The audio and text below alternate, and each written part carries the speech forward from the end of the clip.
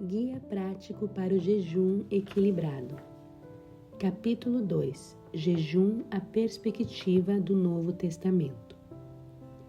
Vamos então aos 4 evangelhos observar algumas coisas que Jesus disse sobre o jejum. Em Lucas capítulo 5, versículo 33 ao 35. Disseram-lhe então eles: por que jejuam os discípulos de João muitas vezes e fazem orações, como também os dos fariseus, mas os teus comem e bebem? E ele lhes disse: podeis vós fazer jejuar os filhos das bodas enquanto o esposo está com eles? Dias virão, porém, em que o esposo lhes será tirado, e então naqueles dias jejuarão. Em Mateus capítulo 6, versículo do 16 ao 18, também diz assim: e quando jejuardes, não vos mostreis contristados, como os hipócritas, porque desfiguram os seus rostos para que aos homens pareça que jejuam. Em verdade vos digo que já receberam o seu galardão. Porém tu, quando jejuares, unge a tua cabeça e lava o teu rosto, para não pareceres aos homens que jejuas, mas a teu Pai que está em oculto, e teu Pai que vê em oculto te recompensará. Pode haver ocasiões em que é preciso solicitar a igreja para jejuar, conforme a direção que o Senhor der. Mas, se ficarmos o tempo todo alardeando o quanto oramos e o quanto jejuamos, iremos contra a palavra de Jesus, que diz para não parecermos aos homens que jejuamos. Para mim, isso significa não deixá-los saber. Faça isso em secreto com Deus, e seu Pai, que lhe vê em secreto, lhe recompensará abertamente. O jejum no livro de Atos. A palavra de Deus menciona novamente o jejum em Atos. No capítulo 10, disse que Cornélio estava jejuando.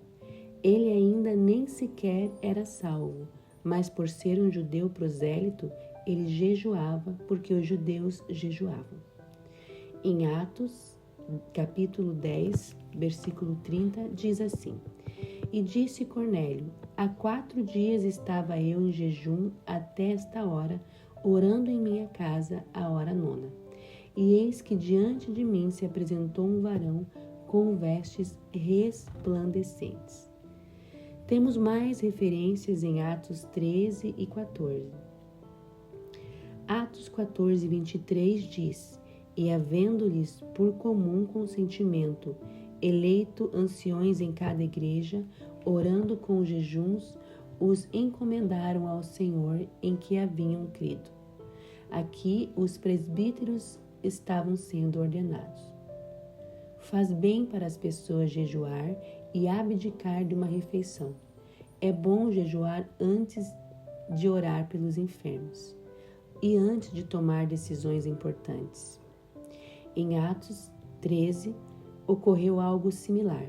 No primeiro verso, 5 profetas e doutores são mencionados. Entre eles estavam Saulo, Paulo e Barnabé. Enquanto os 5 jejuavam e serviam ao Senhor, o Espírito Santo disse: apartai-me a Barnabé e a Saulo para a obra a que os tenho chamado. Se você jejuar e não servir ao Senhor, isso pode não lhe trazer bem nenhum, mas jejuar lhe dará um tempo extra para esperar em Deus. Ao mesmo tempo, o ajudará a mortificar a carne. Você precisa ter um propósito. Nota-se que no Novo Testamento as pessoas jejuavam com um propósito. Nessas condições e com um propósito, jejuavam para servir ao Senhor, para ordenar homens ao ministério ou para buscar a Deus em momentos de extrema aflição. Você deve ter sempre um propósito. Não jejue apenas porque alguém disse para fazê-lo. É necessário ter um propósito para jejuar. Em nenhum lugar da Bíblia houve um jejum sem propósito. As pessoas jejuavam, primeiramente, serviam ao Senhor. Eles oravam com o fim de estar na presença do Senhor, não para obter algo. Eles só queriam estar com o Senhor. Da mesma forma deve acontecer com o jejum.